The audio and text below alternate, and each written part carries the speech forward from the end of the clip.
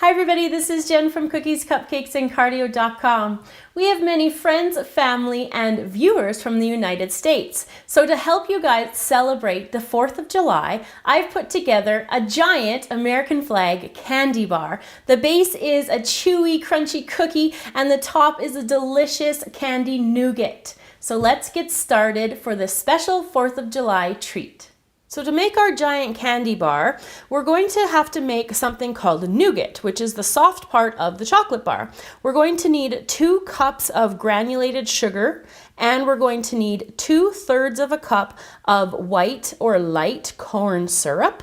We're going to need 1 teaspoon of vanilla extract, half a cup of water, 2 egg whites, and some royal blue Americolor gel paste for the coloring. So that's going to be for the nougat.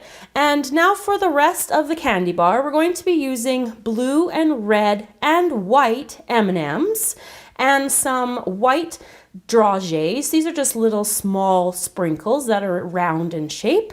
And for the cookie part of the candy bar, we're going to be using my sugar cookie recipe, and I've colored it into 2 portions, white and red, and I'll link that video for you in the description box below for the recipe for the sugar cookie.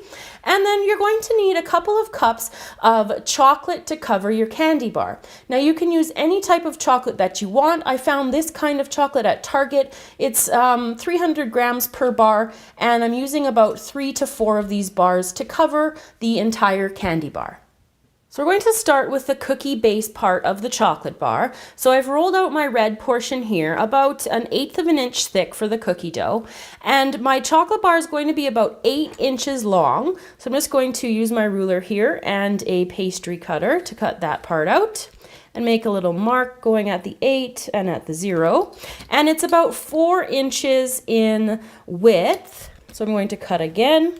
So this is a step that you're going to have to do for each of, like, you're going to roll out your cookie dough over and over and over until you get enough layers that you can start to pile up a flag. So what I'm going to do is I'm going to cut out a whole bunch of these 8x4 pieces, and I'm going to put this onto parchment paper, and I'm going to put each piece of the flag into the fridge so it can cool for about 30 minutes, and then I will be back to show you what to do to stack it before you cook it. So I have a section of the cookie dough rolled out. You'll have more pieces than this, but I'm just going to show you what to do next after you've got these slabs cooled in the fridge. You're just going to alternate the layers. So I'm going to put this white piece onto the red, and then I'll put this red piece back onto the white. And you'll just do that as many times as you have pieces for.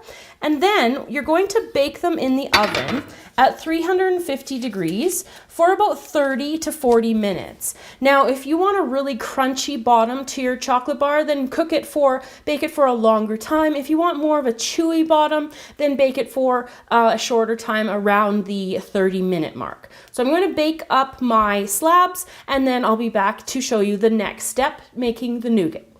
To start the nougat off, we're going to whip our 2 egg whites in a mixer, or you can use handheld mixers, and we're going to mix them until they are stiff. So I'm going to turn the mixer on, and I'll be back when they're nice and white and fluffy. So our egg whites are nice and stiff now, so you're going to set this aside, and we're going to put together the candy portion of the nougat. So I have a pot for the stove here, and I'm going to put in my 2 cups of sugar into the pot, and I'm also putting in my corn syrup, just like that, and my water. Now I'm going to put this onto the stove at medium-high heat, and I'm going to heat it until the mixture reaches a temperature of 248 degrees Fahrenheit, and that is called how you're going to make the candy part of this. And so I'm going to heat it up, and I'll be back when it is at temperature. So my candy is up to temperature now, and so what I'm going to do is I'm just going to start to pour it in. I'm going to put this on low and slowly add the hot candy, just like this, and get it all in there. And then you're going to add your vanilla and a little little squirt of however much blue coloring you would like. Now I'm going to turn the speed up and I'm going to let it cool down I'm going to let it whip until it starts to cool a bit and it will become a little bit stiffer than it is now. So my blue candy has thickened here, and inside of a loaf pan, which is an 8-inch loaf pan, I just have a couple of pieces of parchment which will make getting the candy out easier later. So now what I'm going to do is just pour it into here, and then I'm going to just let it sit, and it has to cool down to regular temperature.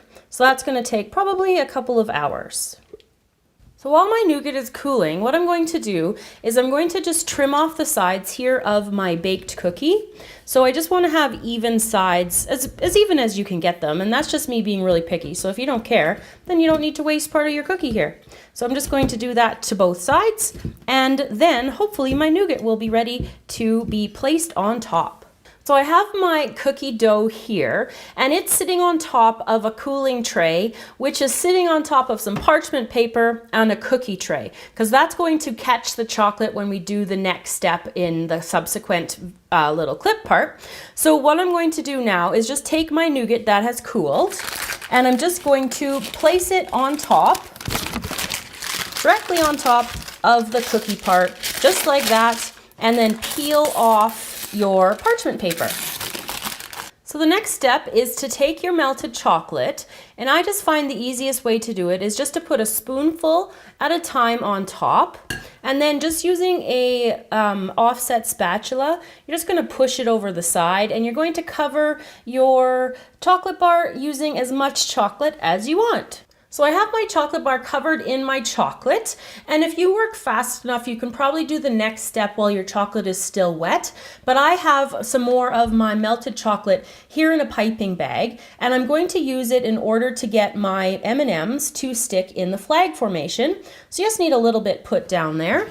And for the blue part, we're going to do 4 blue M&Ms here across the top, and then 6 of the red ones. So you'll put 6 across here, like I said. And then, let's get these ones up here. I'm talking faster than I can put the M&Ms on. And one more little spot there. And then down the side, we're going to, let's start there, do 3 rows of blue.